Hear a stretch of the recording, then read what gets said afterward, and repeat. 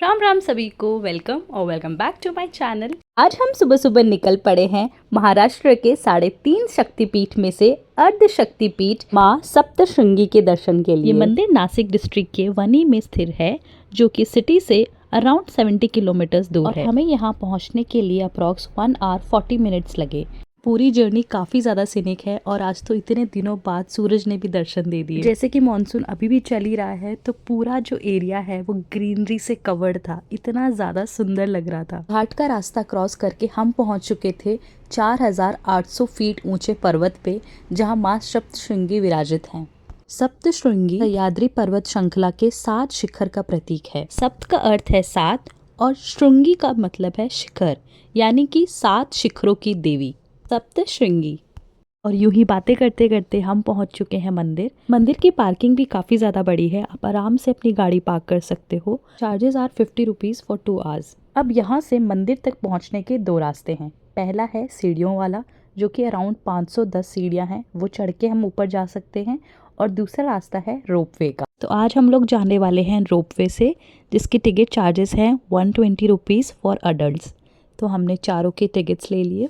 मुझे लगता है अगर पॉसिबल हो तो सीढ़ियों से जाना ही ज़्यादा अच्छा ऑप्शन है, यहाँ की जो सिनरिक व्यू है उसको और ज़्यादा अच्छे से एंजॉय कर सके। बट आज वो पॉसिबल नहीं है तो हम वो नेक्स्ट टाइम करेंगे।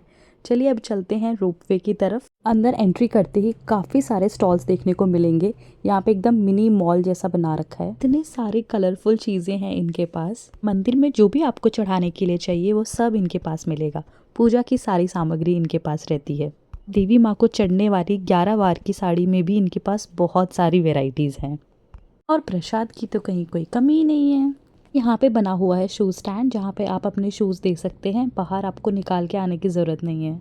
अब हम पहुँच गए हैं रोपवे के वेटिंग एरिया में, जो कि काफ़ी ज़्यादा अच्छे से मैनेज किया हुआ है। यहाँ के रोपवे में यूनिक सी ट्रॉली ट्रेन है।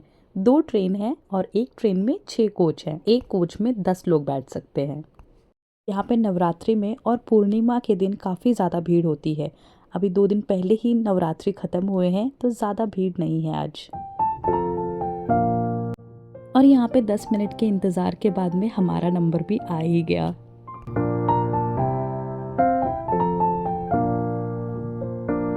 कैसे एकदम टेढ़ी हो रखी है गाड़ी।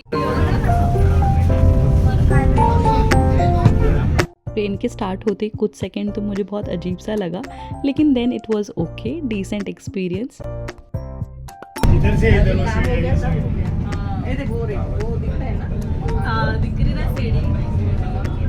करीबन 2 से 3 मिनट के बाद में हम पहुंच चुके थे ऊपर, और फिर हमें चढ़नी पड़ी 15 से 20 सीढ़ियाँ और मंदिर पहुंच गए। देवी की आरती दिन में 3 बार होती है, एक सुबह 5 बजे, दूसरी दोपहर में 12 बजे और तीसरी शाम को 7 बजे। अभी समय हो रहा है 11:50, तो कुछ देर में आरती शुरू होने वाली है। भीड़ में मैं पूरी कोशिश कर रही थी कि देवी के मुझे जल्दी से दर्शन हो। इस मंदिर में माँ दुर्गा का स्वरूप है, जिसे हम भद्रकाली, चंडिका, चामुंडा कई नामों से जानते हैं। मूर्ति उनके रुद्र रूप में है और ये पूरी तरह सिंदूर से कवर्ड है। मूर्ति को 18 भुजाएं हैं और हर भुजा में एक शस्त्र है, महिषासुर का वध करने के लिए। काफी सुंदर और भव्य मूर्ति है, 10 फीट की है ये।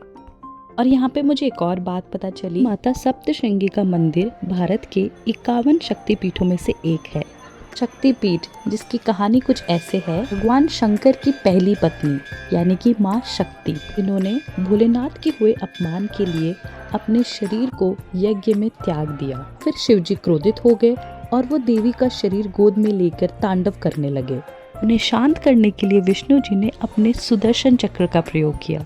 से माँ शक्ति के बेजान शरीर के 51 टुकड़े हो गए और ये जिस जिस जगह जाके गिरे वहाँ शक्तिपीठ की स्थापना की गई। हाँ, सप्तशृंगी गढ़ में उनका दाहिना हाथ आके गिरा था। आज तो हमने बहुत अच्छे से दर्शन करे और आरती भी अटेंड करी। ऑलमोस्ट 1 घंटे बाद अभी सुंदर सुंदर पहाड़ी देखते हुए हम नीचे जा रहे हैं।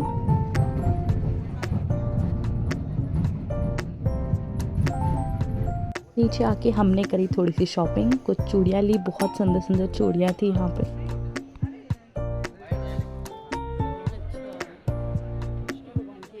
फिर हम आगे फूड स्टॉल्स की तरफ, जहाँ पे हमने लंच किया। काफ़ी सारे ऑप्शंस अवेलेबल थे, महाराष्ट्रन, पंजाबी, स्नैक्स, चाय, कॉफ़ी, सब कुछ। हो गई पेट पूजा, अब चलते हैं घर वापस। और हुई है ये तो सेटल होने में 10-15 दिन लगेंगे।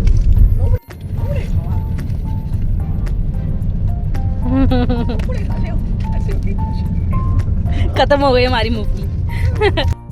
मंदिर के रास्ते में एक व्यू पॉइंट बना हुआ है, जहाँ पे कुछ देर के लिए हम लोग रुके।